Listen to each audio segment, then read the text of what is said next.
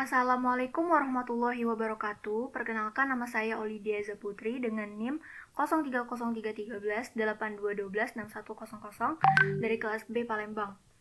Pada kesempatan kali ini saya akan menjelaskan mengenai transfer of solid, yaitu screw conveyor. Adapun tujuan dari saya membuat video pembelajaran ini yaitu untuk memenuhi tugas mata kuliah alat industri kimia. Baik, yang pertama-tama itu apa sih itu si screw conveyor? Definisi dari screw conveyor adalah merupakan alat angkut bahan padat yang bertekstur bubuk atau halus, dan juga si conveyor ini memiliki ulir dan arah putar searah jarum jam, juga mempunyai jarak ulir satu dengan yang lainnya yang sama. Baik, selanjutnya itu apa sih fungsi dari screw conveyor? Yang pertama itu mentransfer material, lalu dan mengangkut bahan secara horizontal. Contoh materialnya yaitu gula, batu bara, abu, pasir, deterjen, dan juga biji-bijian.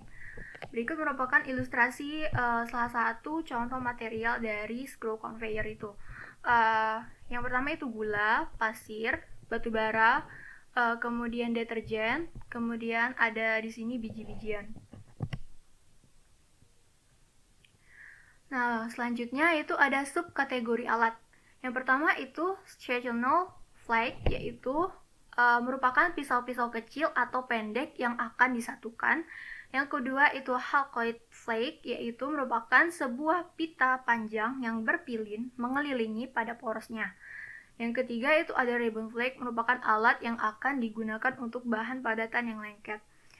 Keempat itu ada cut flake, adalah alat yang digunakan untuk mengaduk suatu bahan.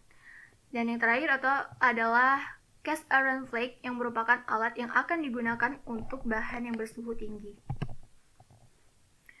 Baik, selanjutnya itu ada prinsip kerja alat. Yang si screw conveyor ini bisa digerakkan oleh sebuah penggerak yang berputar sehingga mendorong atau menarik material di sepanjang bagian bawah dan sisi rumah si conveyor tersebut, lalu menggeser material dalam jarak radial antara skrup dan rumah conveyor yang menyebabkan material ini jatuh. Karena permukaan skrup yang berputar cenderung akan mengangkat material. Nah, dari video di atas itu bahan halus atau kecil-kecil serbuk padatan tersebut akan dimasukkan ke dalam alat si screw conveyor ini, lalu akan diangkut, ditarik atau didorong naik oleh ulir-ulir putar tadi ke tempat penampung atau mentransfer ke tempat tujuan selanjutnya. Kemudian si conveyor ini juga selain untuk mentransfer dari tempat ke tempat yang lain, itu bisa menggabungkan atau mengaduk bahan dari satu bahan ke bahan yang lainnya. Selanjutnya itu ada prinsip perancangan alat.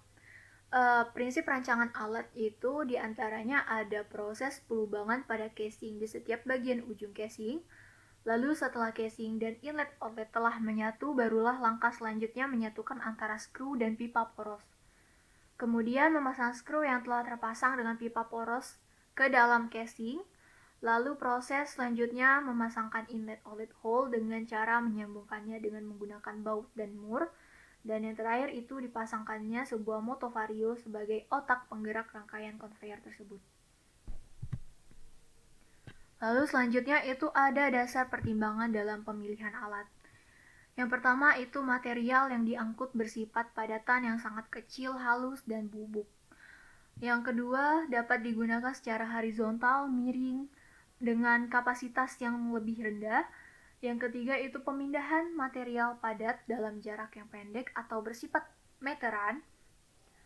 Selanjutnya itu dapat digunakan untuk alat pencampuran bahan di samping fungsi utamanya yaitu sebagai pemindahan bahan. Lalu perawatan alatnya juga lebih mudah dan juga ekonomis, atau alat ini termasuk alat yang murah dan terakhir itu dapat mengeluarkan material pada beberapa titik yang akan dikehendaki. Berikut merupakan rumus-rumus yang dapat digunakan untuk menghitung dari kapasitas dari alat screw conveyor tersebut. Di sini ada 4 rumus yang bisa kita gunakan untuk menghitung dari kapasitas dari screw conveyor tadi. Baik, ada contoh soal dari untuk menghitung si screw conveyor. Yaitu soalnya adalah sebuah conveyor sekrup horizontal dengan panjang 3,2 meter membawa butiran padat yang memiliki berat jenis 935 kg.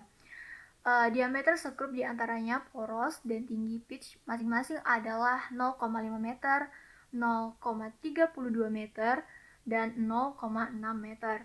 Jika sekrup beroperasi dengan 85% kapasitas pada kecepatan 55 rpm, kapasitas atau hasil yang sebenarnya adalah, lalu di sini kita tuliskan diketahui dan ditanya kapasitasnya, lalu kita masukkan rumus dari kapasitas dari conveyor tadi, lalu kita substitusikan dan dapatlah hasil yaitu 182.327,31693 kg per jam.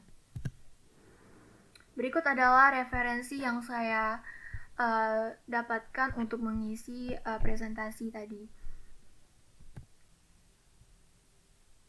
Baik, itulah tadi pemaparan dari presentasi saya.